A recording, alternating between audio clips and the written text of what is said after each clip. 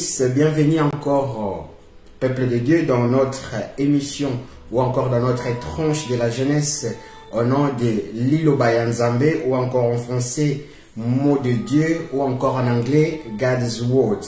Alors je bénis la présence de tout papa, je bénis la présence de toute maman, je bénis la présence de tout frère, de toute sœur qui va se connecter à cette heure-ci.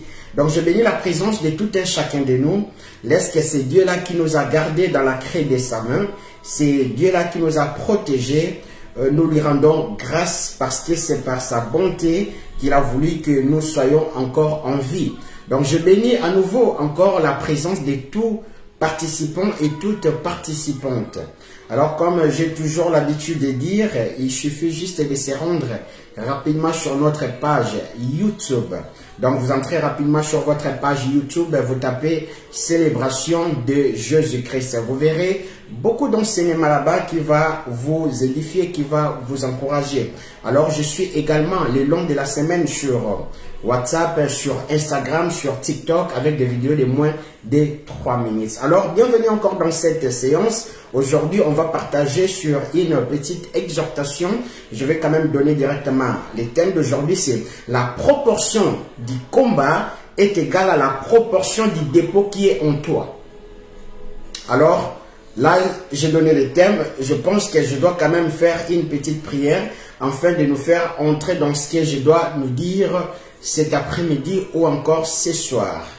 Alors je peux prier. Père, je bénis ton Saint-Nom, je rends ton Saint-Nom gloire et grâce. Je laisse la présence de tout un chacun de nous entre ta sainte main.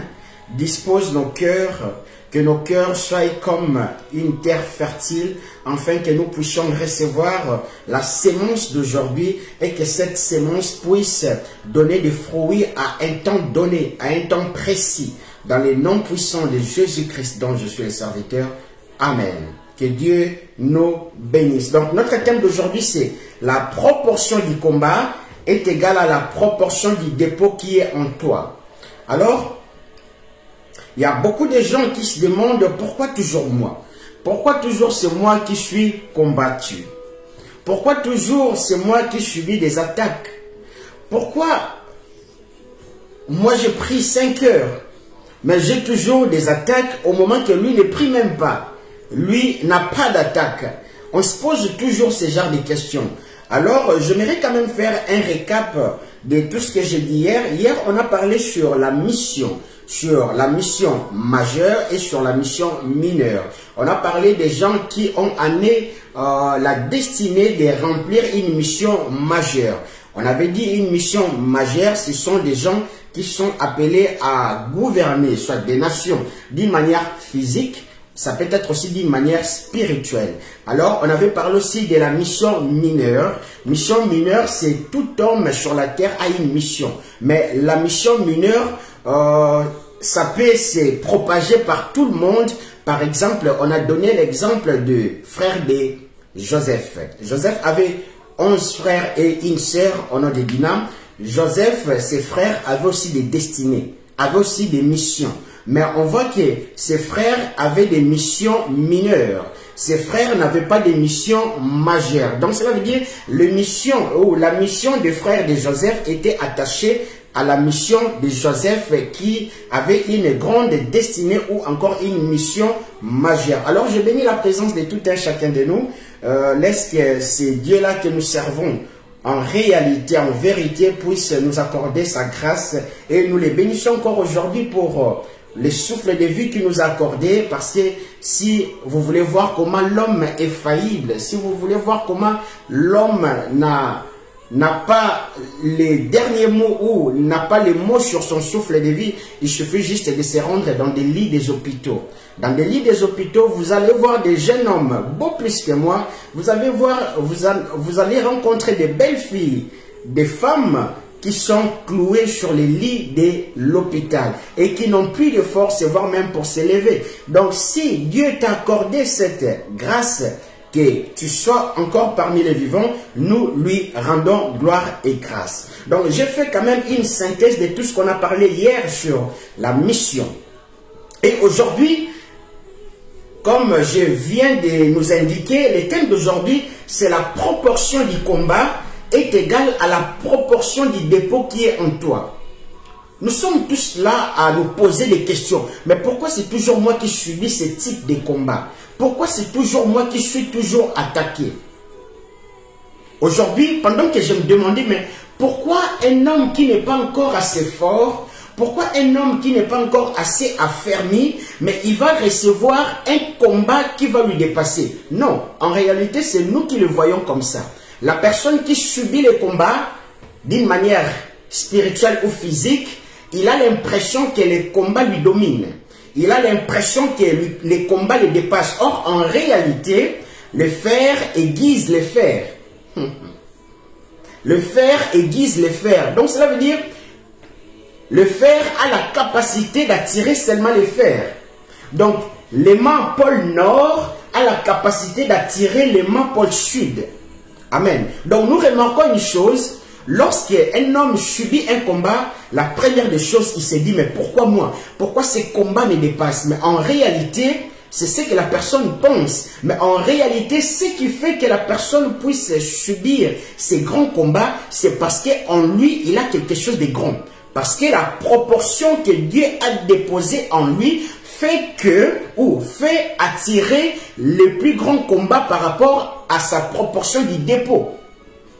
Donc ne soyez plus étonnés aujourd'hui lorsque tu vois, tu as des combats qui te dépassent. Non, c'est parce que je mérite dire, peut-être c'est toi qui es encore ignorant, que tu as des choses en toi qui fait que tu es déjà grand, mais toi-même tu ne le sais pas encore que tu es déjà grand. Maintenant, c'est le fait que tu es grand, c'est là ça fait attirer des combats des gens qui sont élevés, ou encore les gens qui baignent dans la grandeur. Vous savez, lorsque David était encore dans les champs de son père, David avait aux environs entre 14 ans.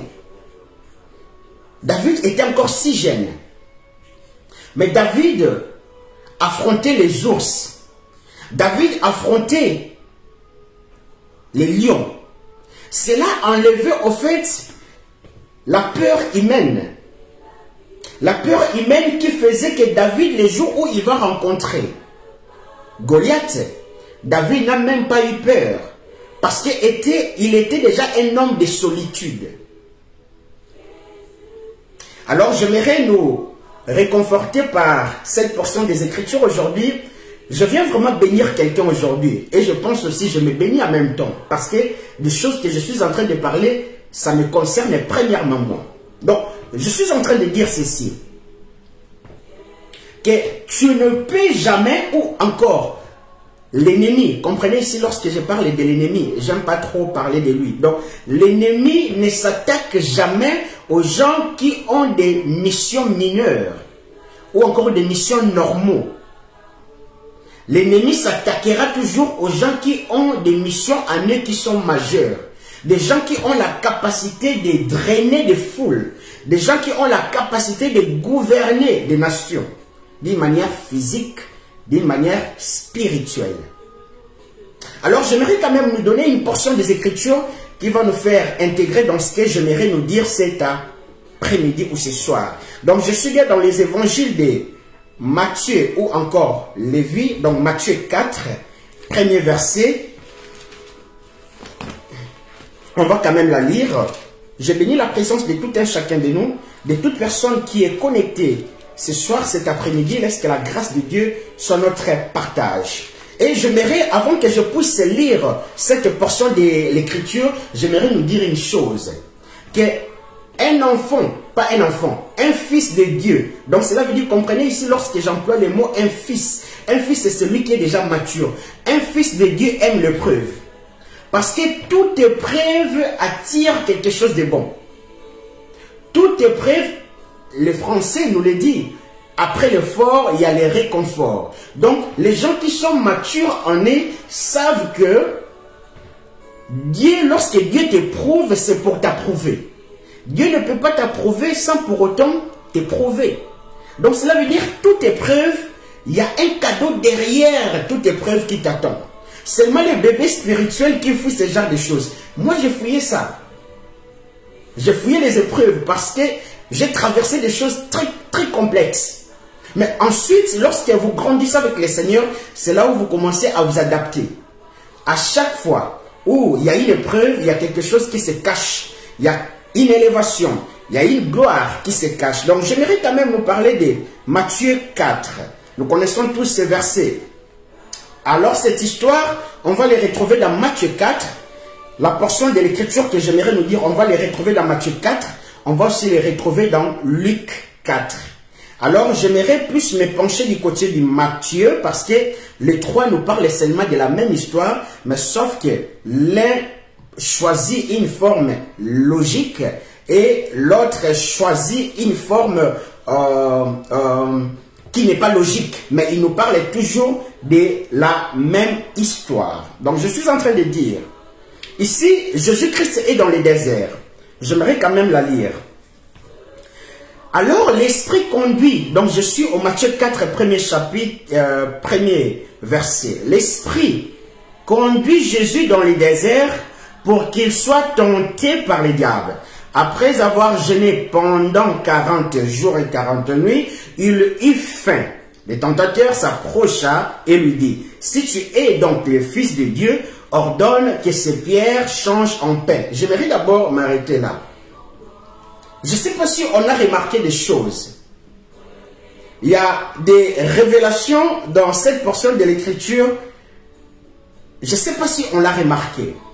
Ici, on a dit au deuxième verset du 4e chapitre de l'évangile de Marc et de Matthieu qu'après avoir jeûné pendant 40 jours et 40 nuits, Jésus, il eut faim. Le tentateur s'approcha et lui dit, j'aimerais maintenant qu'on puisse l'examiner doucement. C'est ainsi, c'est bien de lire la Bible. Mais je vous conseille aujourd'hui de ne pas seulement lire la Bible. C'est aussi d'examiner et de sonder. Pas par rapport à vos pensées, mais par rapport à l'Esprit de Dieu. Afin que l'Esprit de Dieu puisse commencer à vous planer, afin que vous puissiez comprendre la gloire de Dieu. Donc ici, dans le désert, Jésus-Christ eut faim. Et lorsque Jésus-Christ eut faim, il y a quelque chose, nous tous, nous avons nos Bibles avec nos téléphones. J'aimerais quand même nous puissions l'examiner. Après avoir jeûné pendant 40 jours et 40 nuits, il eut faim. Le tentateur s'approcha et lui dit. Donc, logiquement, lorsque le tentateur s'approche, il connaît déjà les désirs de Christ. Les désirs de Christ, c'est parce qu'il a faim. Donc, le tentateur devait s'approcher et lui demander directement. Tu as faim.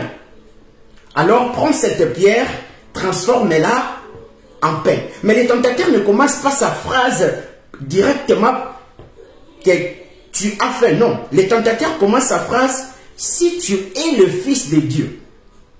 Est-ce qu'on comprend un peu la logique des choses? Le tentateur, en principe, ne pouvait pas commencer par si tu es le Fils de Dieu. Parce qu'en réalité, par rapport au sujet, par rapport à tout ce qu'on nous donne, Jésus-Christ a faim. Jésus-Christ n'a pas déclaré dans les déserts qu'il est le Fils de Dieu. Non, il a eu tout simplement faim.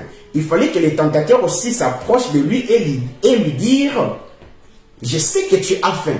Alors transforme ces pierres en pain. Non, les tentateurs commencent par si tu es le Fils de Dieu.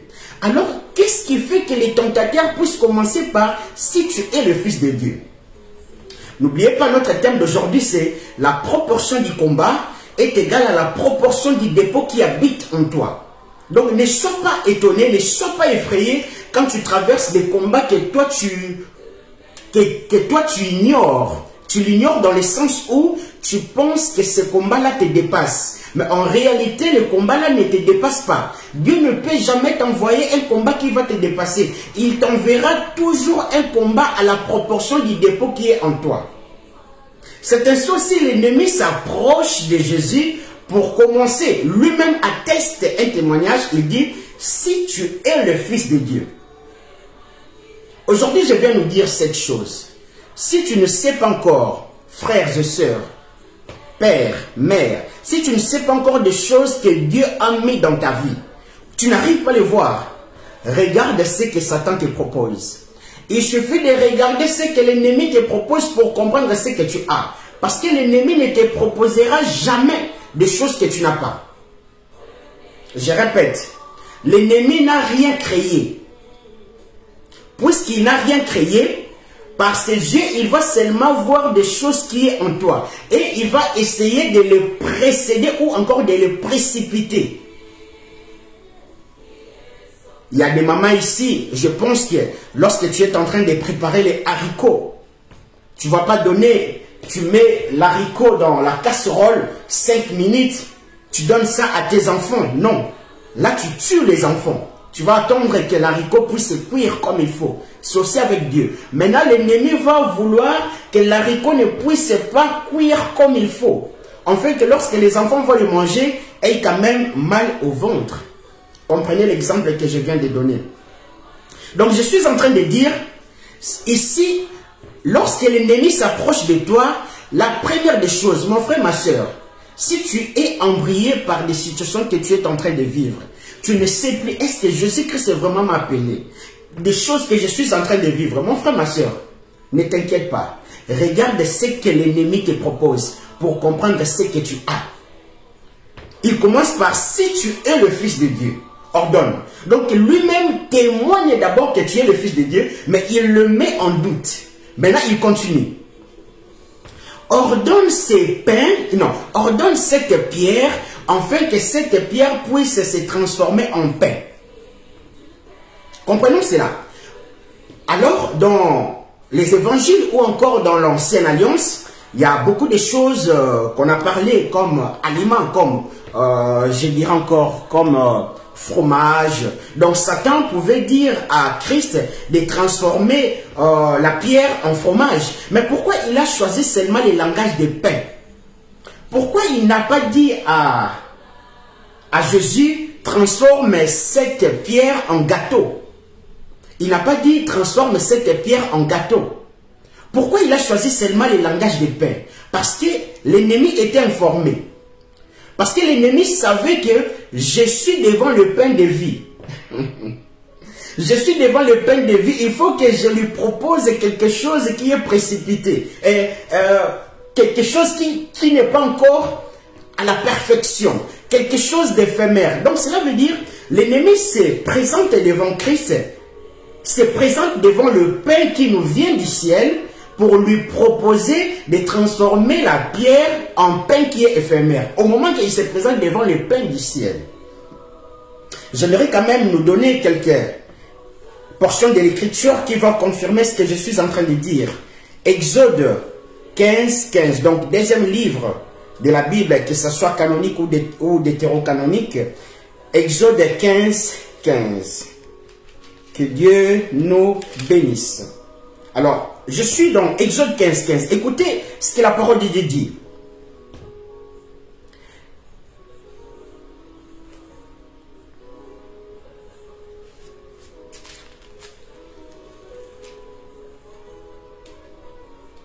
Quelques minutes, s'il vous plaît. Que Dieu nous bénisse. Ah oui.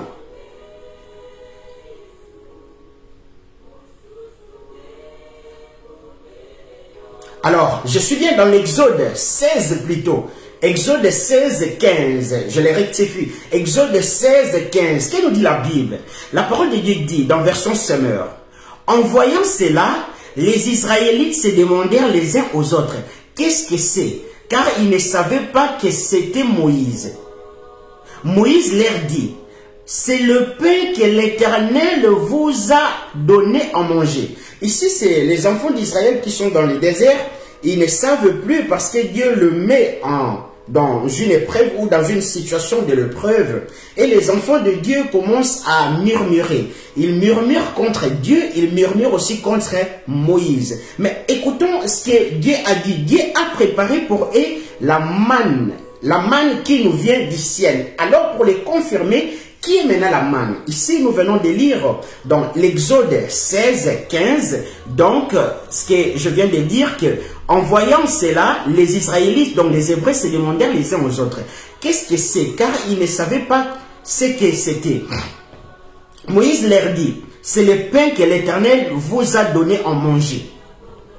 Or, nous comprenons que l'Ancien Testament rend témoignage du Nouveau Testament. Donc, je ne peux pas commencer à lire l'Ancien Testament, je le lis et je commence à vous décortiquer des choses. Non, mon frère, ça ne se fait pas. Je dois dire l'Ancien Testament et je dois donner les témoignages de l'Ancien Testament dans la Nouvelle Alliance. Donc cela veut dire, dans l'Ancien Testament, puisque c'était l'ombre des choses qui rendait témoignage à celui qui était parfait, donc l'Ancien Testament nous dit que Dieu leur a donné la manne, le pain que l'Éternel a donné qui venait du ciel. Mais cela veut dire quoi, le pain qui vient du ciel? Prenons Jean 2, 19. Évangile de Jean 2, 19.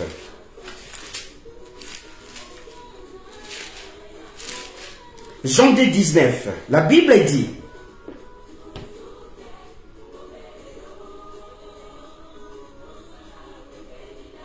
dans une autre version, Jésus-Christ est en train de dire aux pharisiens que vos pères dans les déserts ont mangé de la manne.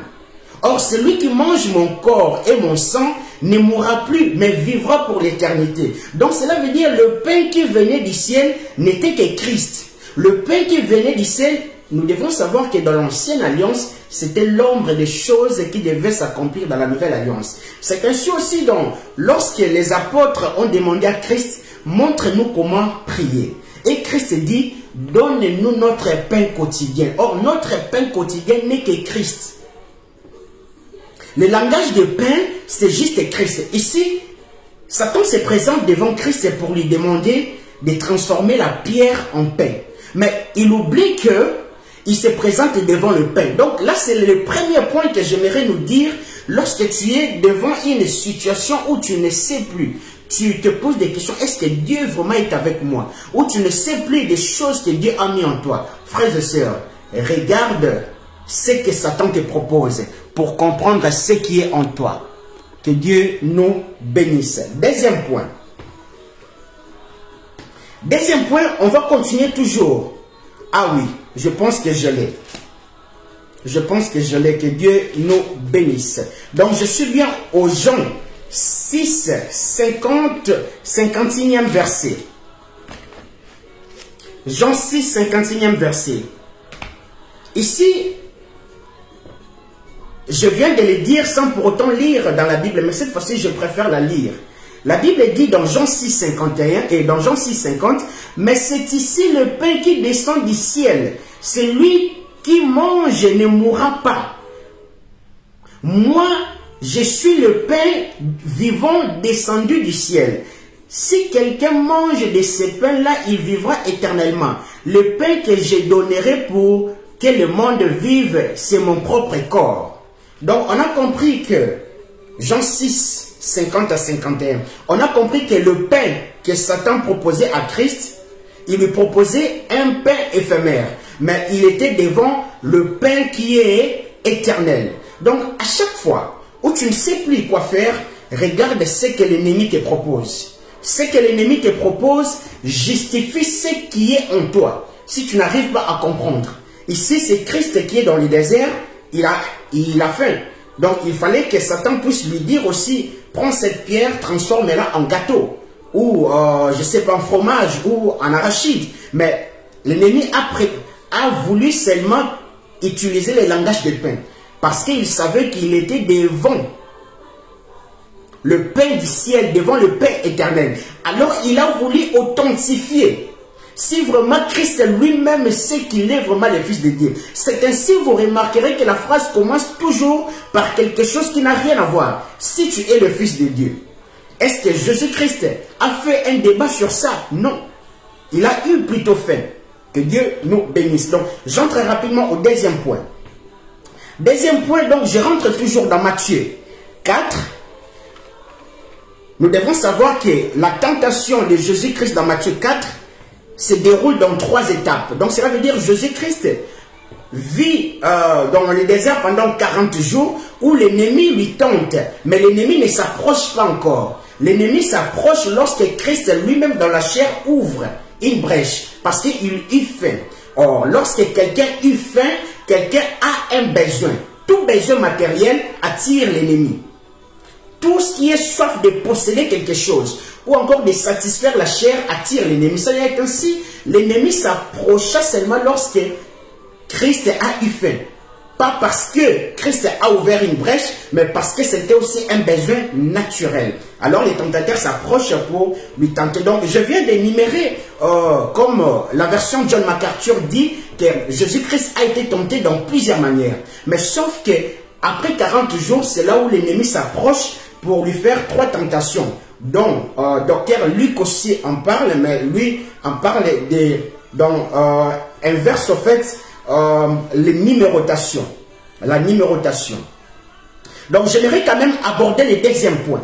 Donc, nous continuons. On était au Jésus répondit. Après avoir jeûné pendant 40 jours et 40 nuits, il eut faim. Les tentateurs s'approchaient et lui dit, si tu es le Fils de Dieu, ordonne que ces pierres s'échangent en pain.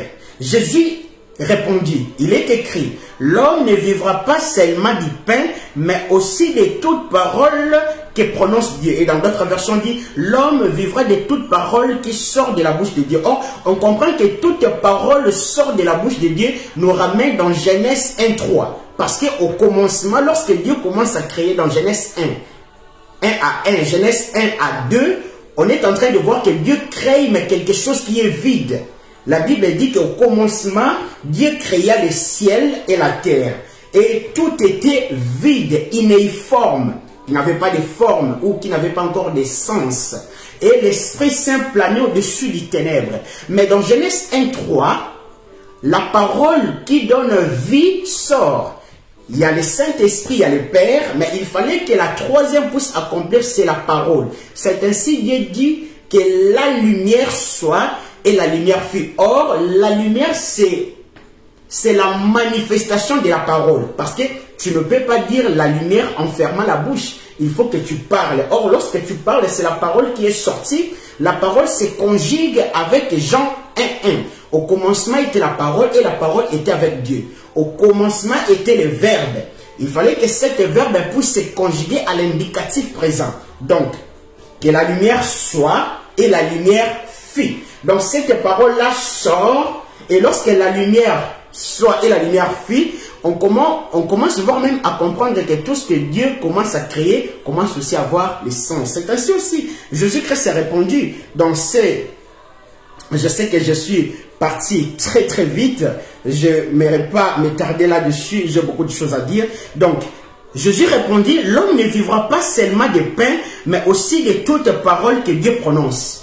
Je viens quand même de l'étaler, mais d'une manière superficielle, parce qu'aujourd'hui, ce n'est pas le sujet que je dois aborder. Alors, je prends 5e verset, toujours du 4e chapitre de l'évangile de Marc. La Bible dit,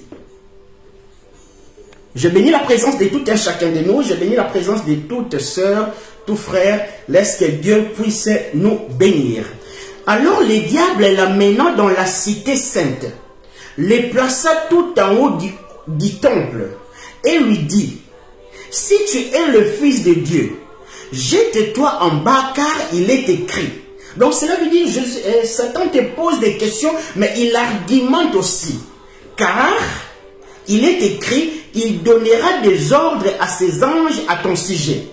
Et ils te porteront sur leurs mains pour que ton pied ne heurte pas la terre, la pierre. Donc j'aimerais d'abord, il y a beaucoup de choses à faire sortir ici. Ici, l'ennemi transporte Christ sur les hauts du temple et il lui dit une chose, jette-toi en bas car il est écrit. L'ennemi a été renseigné au sujet de Jésus. L'ennemi n'a pas fait, c'est ainsi mon frère, ma soeur, fais gaffe. L'ennemi ne te tentera pas dans des choses que tu ne maîtrises pas. L'ennemi ne te tentera pas dans des choses où tu n'as jamais vécu, non. Ne néglige jamais même une petite pierre de l'ennemi, très dangereux. Lui sait pourquoi il te tente sur ce sujet. Donc toi, ne le néglige jamais. Parce que lui a pris tout son temps de s'informer au sujet de toi. Donc toi aussi, tu ne dois pas maîtriser même sa petite pierre. Regardez ici ce que l'ennemi est en train de dire à Jésus-Christ. Jette-toi, car il est écrit à ton sujet. Il n'a pas menti. Il a dit des choses vraies. Nous récitons tous ces ces portions de l'écriture que l'ennemi vient de dire à Jésus-Christ qui se trouve dans Psaume 91. J'aimerais quand même le prendre. Psaume 91.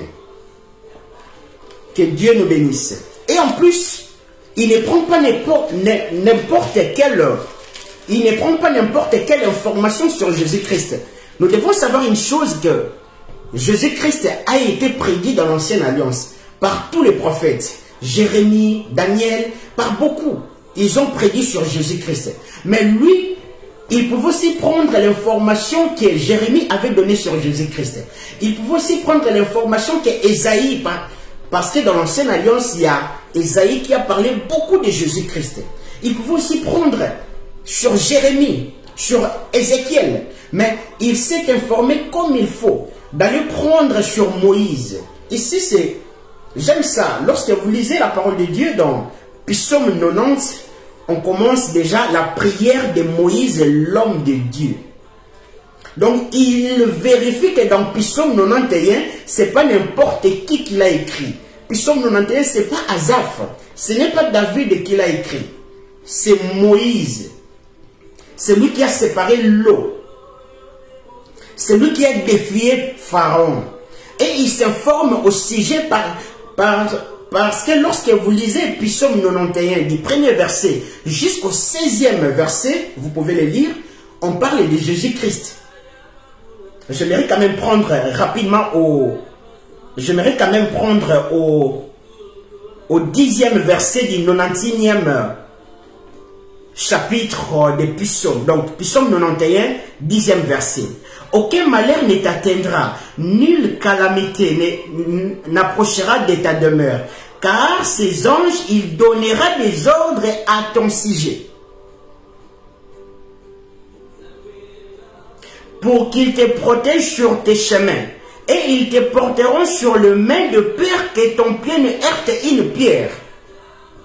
Là, ici, on est en train de parler de Christ. Donc, ça veut dire, Satan prend toute son information à son aise.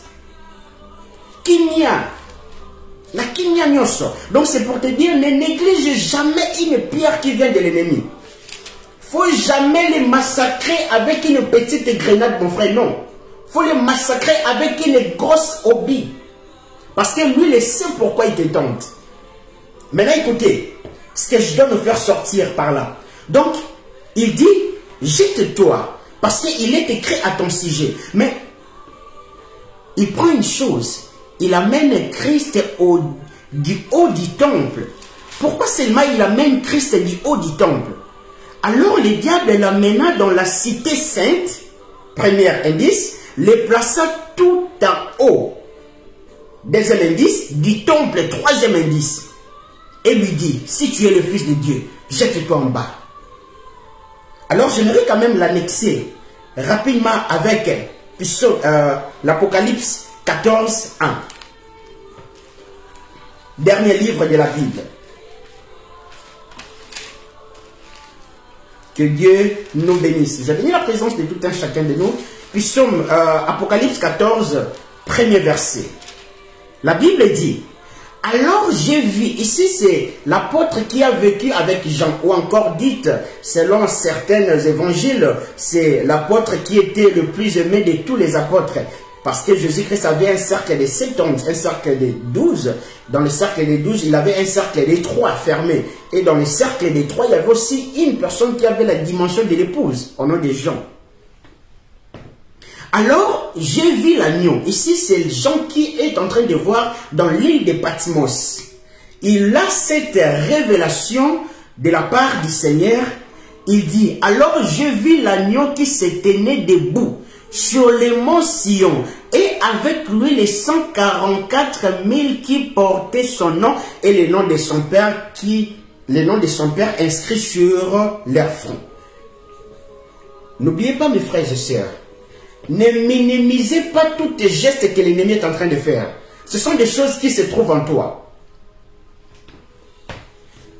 La force qui peut tuer ou qui peut détruire la force de la faire et la force du fer ne viendra jamais de l'extérieur. La force qui peut détruire la force du fer viendra toujours de l'intérieur. C'est la ruine qui peut détruire le fer. Donc j'étais en train de dire, ici pourquoi il amène Christ sur le haut du montant dans la ville sainte, tout en sachant que les Sion, l'agneau qui vit sur la montagne de Sion, c'est lui. Donc cela veut dire, tout ce que l'ennemi te propose, ce sont des choses que tu as déjà. C'est ainsi mon frère, ma soeur. On ne peut jamais te proposer de l'argent pour devenir, je ne sais pas comment. On ne peut jamais te proposer quelque chose. Ce sont des choses que tu as déjà. Sauf que lui veut seulement les précipiter, afin que ça puisse te faire du mal. Colossiens 2. J'aimerais quand même aller tout doucement, comme ça on va quand même les terminer. Que Dieu nous bénisse. Je rentre toujours dans Matthieu 4 pour terminer la troisième phase. La troisième phase nous dit ceci. La troisième phase nous dit ceci. Jésus lui dit, il est aussi écrit, tu ne forceras pas la main du Seigneur ton Dieu. Le diable ne s'arrête pas là. L'amena encore sur une très haute montagne. Là, il lui montra tous les royaumes du monde et leur magnificence. Puis il lui dit, tout cela je te les donnerai si tu te prosternes devant moi pour m'adorer.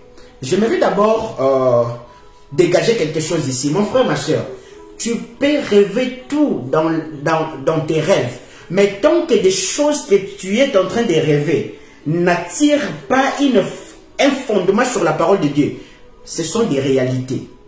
Or, des réalités ne sont pas forcément vraies. Toute réalité qui ne s'accroche pas à la parole de Dieu, c'est une fausse réalité. Ce n'est pas une vraie réalité. Parce que Satan est capable de commencer à t'entrer dans les combats des illusions. Ici, c'est ce qu'il fait avec Christ. Il lui amène dans un contexte où il lui montre les choses et il argumente les choses. Donc, tout est cohérent. Il y a une synchronisation impossible. Il y a une synchronisation entre ce que tu vois et ce qu'il lui dit et ce qu'il argumente. C'est ainsi, il faut toujours savoir aussi répliquer par « il est aussi écrit ». Ici, il dit à Jésus-Christ, il lui dit quelque chose. Il lui dit, il lui montra tous les royaumes du monde et leur magnificence. Puis il lui dit, tout cela je te donnerai si tu te prosternes devant moi pour m'adorer. Alors Jésus lui dit, va-t'en, Satan, car il est écrit, tu adoreras le Seigneur ton Dieu. Et c'est là, et c'est à lui seul que tu rendras un culte. Là-dessus, le diable les laissa et voici que les anges virent et se mirent à les servir. Amen. Que Dieu nous bénisse. Je suis en train de dire ceci. Souvenons-nous, il amène Christ sur une montagne et il lui montre une réalité qui est cohérente aussi. Il lui montre quoi? Que le royaume de la terre lui a été donné, qui est aussi normal parce que le premier Adam avait péché.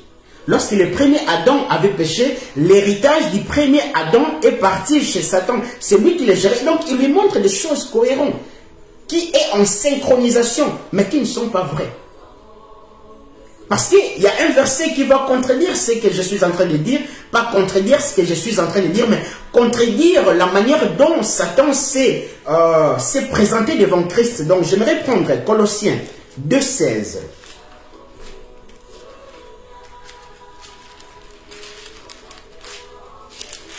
Colossiens 2,16, la Bible dit, c'est pourquoi ne vous laissez juger par personne à propos de ce que vous mangez ou de ce que vous buvez.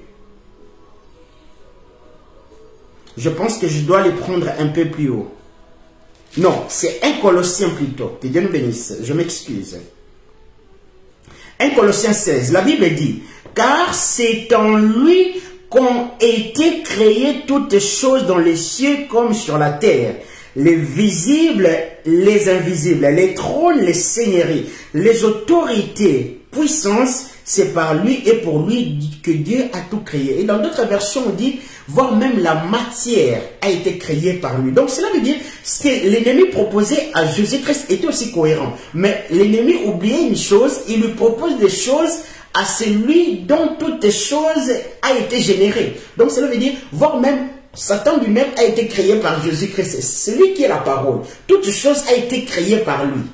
L'univers tout entier. Mais juste par l'exception d'Adam, pour la terre, les choses lui a été conférées et il oublie, il est en train de présenter les choses par rapport à celui qui est plus grand. Donc c'est ainsi, tu ne peux plus accepter que l'ennemi te propose des choses. Que Dieu nous bénisse. Je bénis la présence de tout un chacun de nous. Donc j'aimerais rapidement chuter dans ce que j'étais en train de dire. J'étais en train de dire ceci. La proportion du combat est égale à la proportion du dépôt qui est en toi. Ne jamais fuir les combats, mon frère, ma soeur. Dieu ne peut jamais t'envoyer un combat qui va te dépasser. C'est l'ignorance de la personne qui va voir que ces combats-ci vont me dépasser. Non, mais en réalité, les choses qui sont en toi ont la capacité d'affronter les choses qui viennent. J'aimerais prendre Jean 4, 3 à 5 et j'aimerais chuter par là. Aujourd'hui, je serai bref. Que Dieu nous bénisse. Jean 4, évangile de Jean 4, 3e verset au 5e verset. La Bible dit, « Il quitta la Judée et retourna en Galilée. Il lui fallait donc traverser la Samarie. C'est ainsi qu'il arriva près d'une bourgade de Samarie nommée Sichar, non loin du champ que Jacob avait jadis donné à son fils Joseph. » Ici, je prends quand même cette portion de l'écriture pour nous donner quand même l'image de ce que je suis en train de parler. Donc, Jésus-Christ quitte Judée et veut retourner en Galilée, mais par là, il traverse une ville de Samarie au nom de Sichar. Et il va croiser une femme que nous tous nous connaissons l'histoire. Donc, j'aimerais rapidement aller au Jean 4, 16e verset au 25e verset. Je saute, donc on comprend déjà l'histoire que la femme avait 5 maris. Non, la femme a eu 5 maris. Et la femme vivait avec le 6e mari. Mais même si la femme vivait avec le 6e mari, dans son cœur, il n'avait pas encore... Elle ne sentait pas le 6e mari. Donc la femme était toujours en recherche. La Bible dit, j'aimerais quand même le lire. Maître lui dit la femme, donne-moi cette eau pour que je n'aie plus soif, que je n'aie plus besoin de revenir puiser de l'eau ici. Va donc chercher ton mari. Et Jésus-Christ commence maintenant à appuyer là où ça faisait mal. Jésus-Christ, au lieu de dire que je te donne de l'eau, lui part dans un contexte qui va sortir les problèmes. Il dit, va donc chercher ton mari et lui dit Jésus et reviens ici. La femme répondit, je ne suis pas mariée. Lui répondit-elle, tu as raison de dire, je ne suis pas mariée. En effet, tu l'as été 5 fois. Et l'homme avec lequel tu vis actuellement n'est pas ton mari, donc le 6e. Ce que tu as dit là est vrai. J'aimerais nous relever quelque chose ici. Maître, répondit la femme, je le vois, tu es un prophète. Tu es un prophète, dis-moi, qui a raison? Nos ancêtres ont adoré Dieu sur cette montagne. Si vous autres, vous affirmez que l'endroit où on doit l'adorer, c'est à Jérusalem. À Jérusalem, crois-moi, lui dit Jésus, l'heure vient où il ne sera plus question de cette montagne ni de Jérusalem pour adorer le Père. Vous adorez ce que vous ne connaissez pas, nous adorons ce que nous connaissons, car le salut vient du peuple juif. Mais l'heure vient et elle est déjà là, où les vrais adorateurs adoreront le Père en esprit et en vérité. Car le Père recherche des hommes qui l'adorent ainsi. Dieu est esprit et il faut que ceux qui l'adorent par l'esprit et en vérité. Amen, que Dieu nous bénisse.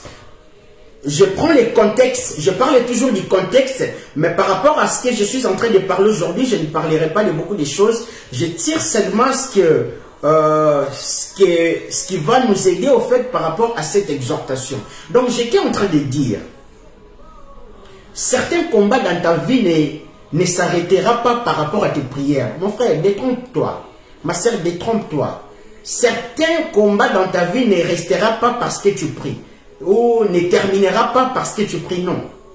Il faut que tu croises Jésus-Christ. Ici, je ne te parle pas qu'il faut que tu te convertisses. Non, tu es déjà converti. Mais sauf que dans la dimension de l'esprit, ça nous arrive aussi souvent d'être comme la femme samaritaine. C'est ainsi, Dieu par sa grâce, Jésus-Christ devait aller directement de Judée en Galilée, mais Dieu fait que Jésus-Christ puisse traverser quand même Samarie et puisse quand même se reposer près de Sichar.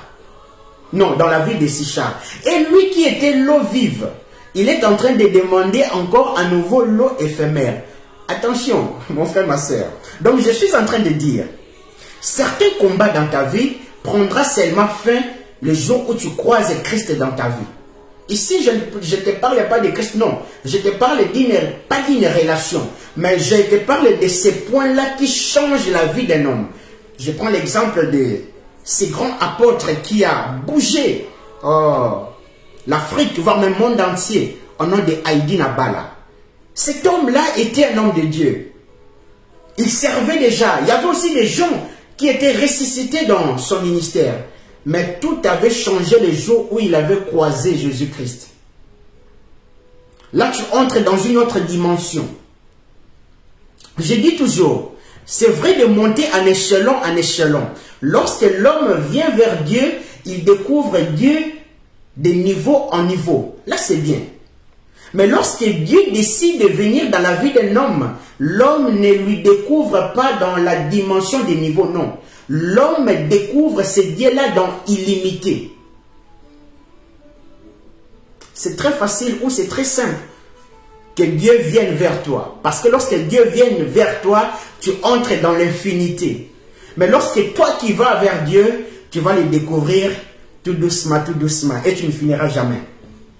Donc ce que j'étais en train de dire, la femme a vécu avec 5 maris, mais la femme n'avait pas la capacité de rester avec ses 5 maris, voire même le 6e mari. Attention, c'est avec les femmes. Hein. Tu vis avec elle, elle est en train de penser à d'autres choses. Donc, le pauvre mec, dans le village de Samarie, lui savait que sa femme était allée puiser de l'eau. Mais il ne savait pas que la femme, là-bas devant Christ, la femme a dit, je n'ai pas d'homme. Christ aussi lui a répondu, en cela tu as dit vrai, parce que tu as eu 5 maris. Et le 6e avec qui tu es avec n'est pas ton mari. Le pauvre qui est en Samarie, il est en train d'attendre sa femme qui vienne, une belle femme qui va aller puiser de l'eau, une femme travailleuse, mais il ne sait pas des choses qui sont en train de passer là-bas à Sichar avec Christ. Mais on voit une chose, malgré l'ignorance de la femme, il y a des choses qui peuvent nous arriver dans des combats spirituels par rapport à tout ce que nous vivons. L'ignorance peut voiler aussi nos vies par rapport aux enchaînements des combats. Ces combats terminent, tu rentres encore dans une autre phase, donc les combats s'amplifient toujours. L'homme peut se perdre facilement. Mais il y a une chose, écoutez l'ignorance de la femme, il dit je n'ai pas de mari. Mais lorsque Christ a répondu, c'est vrai, en cela tu dis la vérité de dire que tu n'as pas de mari, car tu as eu 5 maris. Et l'homme auquel tu vis avec maintenant n'est pas ton mari. Et lorsque la femme a été révélée qu'il était devant un prophète, c'est là où il commence à poser des bonnes questions. Ah, je vois que tu es prophète. Dis-moi, le sujet change. Le sujet était sur le mari. Le sujet principal était sur l'eau. Donne-moi de l'eau à boire. Moi qui suis l'eau vive. Le sujet était là.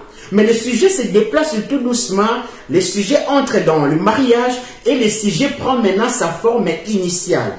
C'est ainsi qu'il faut toujours avoir le discernement de ce que tu es en train de voir. Il suffit ce que tu es en train de voir, ce n'est que des illusions. Satan est fort dans tout ce qui est illusion. Comprenez ici, le sujet n'a pas commencé par...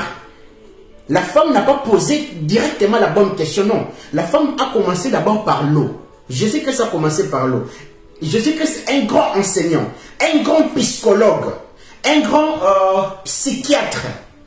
Il commence avec la femme, avec l'eau. Il entame avec la femme dans son mariage. Et on rentre maintenant dans le sujet initial. Il pousse la femme à se poser des bonnes questions. Et la femme commence. Dis-moi, parce que la femme a compris que j'étais devant un prophète.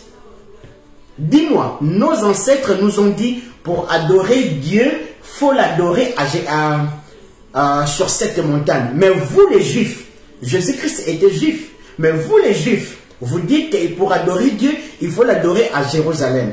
Mais Jésus-Christ aussi, étant Juif, devait quand même dire, ben oui, c'est nous qui avons raison.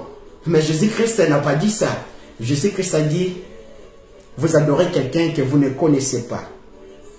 C'est ainsi, il y a nos ignorances ou par rapport au combat que nous sommes en train de vivre, pas seulement lorsqu'on croise Christ. C'est le Christ qui a la capacité de commencer avec une histoire qui n'a pas de sens. Tu le vois encore qui n'a pas de sens, mais il t'amène tout doucement un grand psychologue. Il t'amène tout doucement à la chose initiale, ou il t'amène tout doucement à la chose qui génère les problèmes.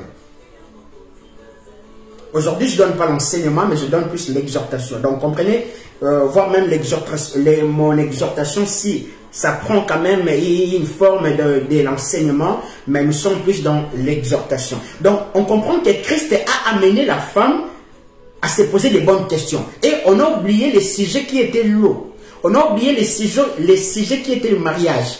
On entre dans le vif du sujet, qui était l'adoration. Et c'est ainsi aussi, des problèmes que tu es en train de voir dans ta vie, tu ne sais pas, parfois tu ignores.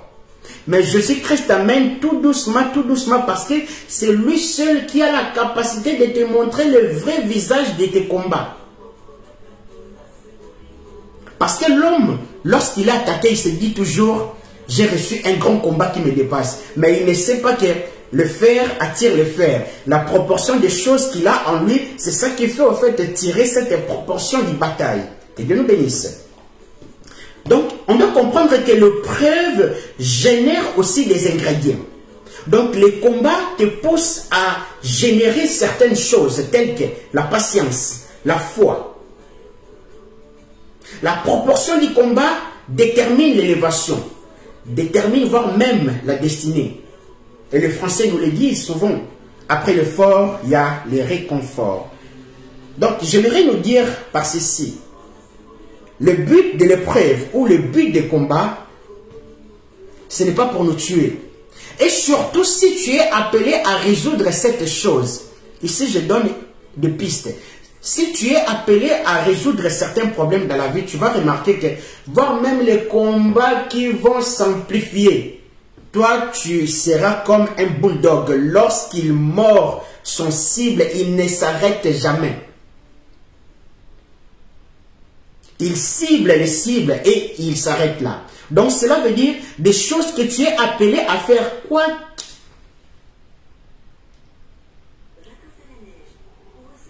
Tout ce qui peut arriver, il n'y a aucune chose qui peut te séparer avec des choses que Dieu a prévues afin que tu puisses les réaliser. Que Dieu nous bénisse. Et alors, j'aimerais quand même terminer par ces conseils. Ne fuyons jamais les épreuves. Ne fuyons jamais les épreuves. Et juste un conseil pour les gens qui sont dans les combats spirituels. Et je terminerai par ça. Je sais que nous sommes tous des enfants de Dieu. Ton combat spirituel restera toujours un combat spirituel tant que tu le connais comme un combat spirituel. Ton combat spirituel prendra fin le jour où tu vas remarquer que, ou le jour où tu vas observer et tu comprends qu'au fait ce n'est pas un combat spirituel, c'est un entraînement spirituel. Que Dieu nous bénisse. Je dis ceci, je le répète. Ton combat spirituel continuera à être un combat spirituel et à te menacer tant que tu le connais toujours comme un combat spirituel. Mais ton combat spirituel prendra fin le jour où tu vas comprendre que ce n'est juste qu'un entraînement. Car le but d'un entraînement veut que celui qui subit l'entraînement puisse être le maître du jeu. Et Dieu nous bénisse, c'était votre humble frère Shirley Loutete de Souza. Il suffit juste de se rendre rapidement sur YouTube, page Célébration de Jésus-Christ. Vous verrez beaucoup d'enseignements qui vont nous édifier. Et n'oubliez surtout pas, à nous revoir encore demain à 18h30. Et demain, je donne un enseignement. Je ne donne pas une exhortation, mais je donne plus un enseignement demain à 18h30. Soyez nombreux. Vous pouvez inviter vos frères et sœurs afin de partagez avec nous. Je suis sur Facebook, je réponds. Mon numéro, ça se trouve sur Facebook. Vous pouvez m'envoyer des messages sur Messenger, je réponds. Alors, je suis sur Instagram, TikTok, WhatsApp, avec des vidéos de moins de 3 minutes. Je bénis la présence de tous participants et toutes participantes. Laisse que cette exhortation d'aujourd'hui prenne une place dans ta vie.